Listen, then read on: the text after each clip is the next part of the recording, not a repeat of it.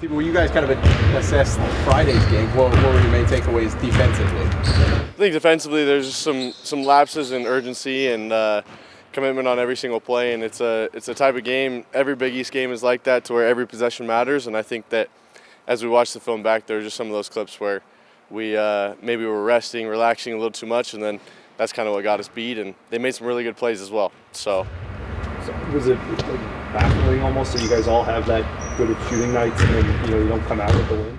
Yeah, those things are definitely frustrating when you look at kind of just the typical box score numbers. But I think a lot of it comes down to being able to get multiple stops on defense, and it is something that the day after Saturday we had practice right after the game, and then off day Sunday, and then today we're ready to get back to it and work on those things.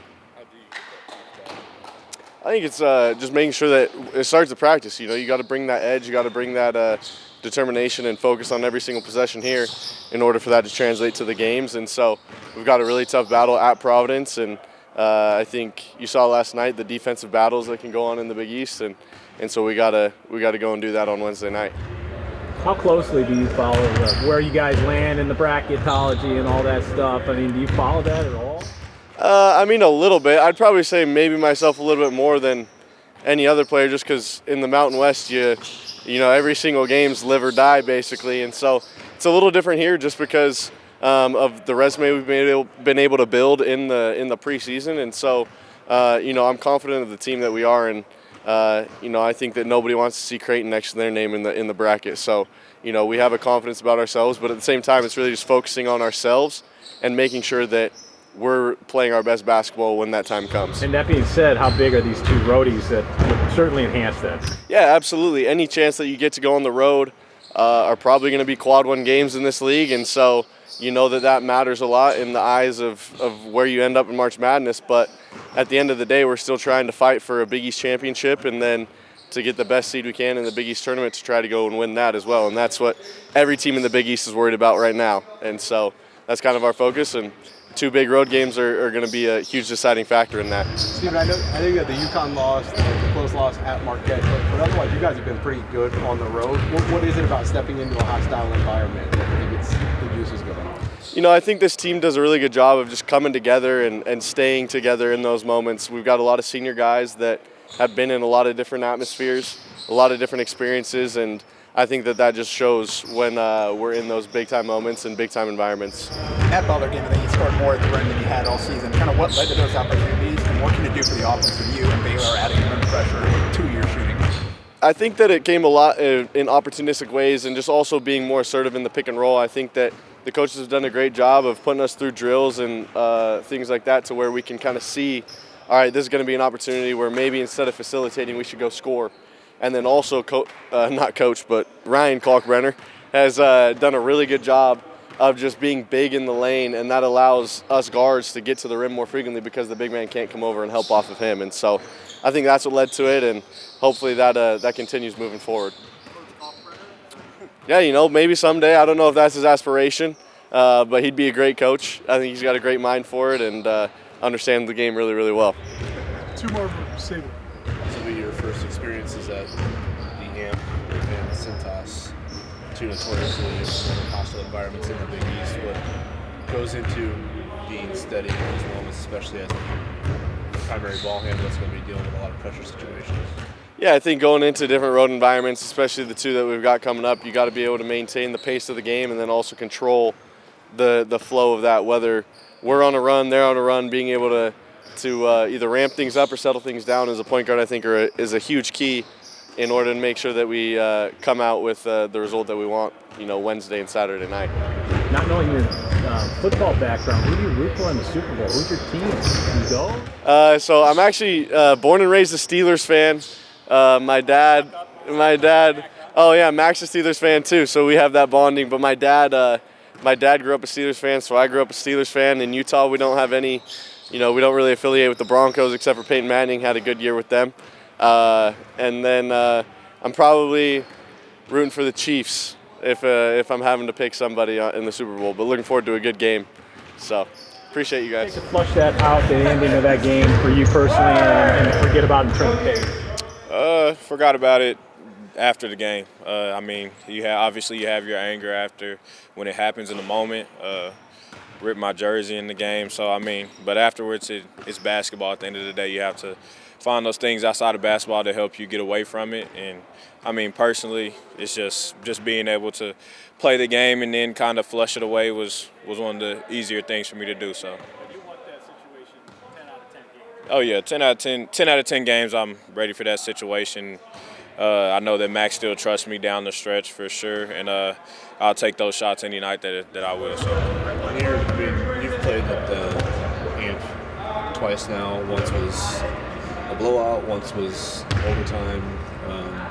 In your experience, what have you learned from what it takes to give yourselves a chance to win in that environment? You just can't let the crowd really get into it. I think that they feed off of their crowd. The crowd is very rowdy. My freshman year, got some beer thrown in my face. So I mean, it's just keeping their crowd out of it. I think that's the biggest thing. And with them, I mean, I feel like they've been playing some good basketball lately, and I know that regardless of what their record is, the Amp is going to be crazy. So I can't wait to play there and get my first win. So. You guys have kind of embraced being the villain on the road. What is it about this team that allows you guys to do that? I just think everybody has that kind of that road win mentality. I think that everybody wants those road wins. We know how much those road wins can mean for us come tournament time. So for us to just be in a hostile environment, I think we kind of feed off of it as well. I know that myself and Baylor and Calk, we love the road games. Probably not so much of 2 road stretches in a row, but definitely love the road game. So. Who's winning the Super Bowl? I want Patrick Mahomes to win the Super Bowl. I guess you film review from Butler when you assess maybe good defensive stretches versus poor defensive stretches and how magnified each one is. We probably didn't make many more mistakes than we would in a typical game, but in a game like that, they're just really magnified. Butler displayed one of the best tough shot-making games that I've ever been part of. Analytically, we chart all that stuff. We have companies that help us. They made 8 out of 14 closely guarded three-point shots, which that's what we're trying to make them shoot. So you have to tip your hat to them. They shot it extremely well. It's just unfortunate that we burned such a good offensive performance ourselves and came out of it with a loss. That is 4th straight, 85 plus. What kind of rhythm are you guys getting into? What are you guys figuring out offensively to get forward? I don't know which games. Would that start with Seton Hall maybe? We had a couple extra. We had an extra half. We had an extra half game with that. So, I mean, I think their guys are in a pretty good offensive flow right now. This league's just really hard, and it's this week obviously is going to be really hard with Providence, but sometimes it over the course of the season, it takes a little bit of luck as well. And, we had a couple good looks late in that game that we didn't make. We're currently 355th in the country out of 362 at defending the free throw. Sometimes things just don't go your way.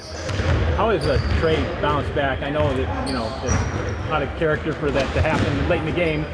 Does he beat himself up? Is he good on flushing that out, or do you have to talk to him or anything like that? I mean, he was upset after the game. I mean, he wants to be in that situation, and he had 2 really good looks from the 3-point line, and then we, set up an ISO for him on an out-of-bounds play, and he had a half a step on him, and unfortunately dribbled it off his foot. So, that happens once in a while. He was ready for practice on Saturday. Hopefully, got some rest yesterday, and he'll be ready to go today. Absolutely, and he's prepared himself for that situation. Trey's, he was in the gym early this morning getting extra work in, so he's not afraid of the work. And, when those repetitions, that's why you're confident in those situations, because you spend the time. And Trey certainly has spent the time, not just this year, but during his career. What's the key in the second half here? Now you start to see teams for a second time. What's the key to maintaining success? Yeah, I mean, you take what you did well in the first game. You try to anticipate what maybe they're going to do different because of what you did well. And then, there's things you see defensively that they may have done that we probably didn't make the right read, and we got to make sure the guys are ready for that. But, it's hard. You're not going to get neither team really gets many easy baskets, I think, the second time around, because you're able to kind of take away your pet plays from one another. But obviously Providence is, Carter's he's playing as well as anybody in the conference, and the way he's elevated his game since Bryce Hopkins' injury is very impressive. Matt, what's so tough about these two upcoming road environments? Not a lot of people have success in Providence and at Xavier. Well, both places are full, number one, and very educated fan bases that really support their team. They've got two really good coaches, and they got good players as well. So, you combine that, it makes for a tough place to go in and win. Fortunately, we've shown the ability to go on the road and beat good teams, and we're going to need to have our A game this week. Is there a secret of taking the crowd out of the game with a good start or hitting shots early? Or I just think it's you're trying to disrupt the home team's flow, and when there's a lot of flow and you give up multiple baskets in a row, or you turn it over and it turns into a pick six the other way, that's what really can motivate and get a crowd going. So, we have to do the best we can. The crowd's going to get into the game when their team plays well, and the better job we can do to make sure there aren't those sustained runs offensively for them, puts us in a better position to be successful. How do you feel about your pick and roll continuity right now? It just seems like it's got options to it when it comes to guard the rim, ball center, 1-3, mid-range. I think the one good thing that came out of the UConn game was late in the game, the last 7-8 minutes, Steven was really on the attack in ball screens, and I think that's propelled him to have more confidence in going to the rim and understanding when Kalk's got somebody sealed and you can get all the way to the rim and finish, or when you need to shoot your pull-up, when you need to dump it to Kalk. And I think the combination of he now, along with Trey and Baylor, has given us a lot of options. And Ryan continues to draw a lot of attention at the rim, which that creates dominoes for our offense in itself. So, but Steven's been more aggressive, and they're obviously he's made some shots recently. So they're trying to run him off the line, and he's been able to attack and make some things happen for our offense. Zach, maybe not these two in particular, but just on the road in college basketball, how tough is it to pick up a win with so much parity? I mean, just turn on a game any night of the week, and there's generally a pretty good team going down on the road. So, the fact that we've won as many as we have on the road, there are a lot of teams, some in the top 30 in the country that have really struggled to get more than one or two road wins, and we've got 5 of them, I think, and we've got some really good opportunities coming up. But it's hard. It certainly helps to have an older team, a more mature team. They understand that it's not a vacation; it's a business trip, and we've got a job to do. Matt, you got a prediction for the Super Bowl? No Steelers, I know. Yeah, no Steelers. Doug's a big Niners fan, and with my Iowa State connections, I probably got to go with Brock Purdy and the Niners. Steven said that he thinks it ends with Purdy throwing a pick, like on a potential game-winning drive. He would say something like that. Anything else? Thanks, guys.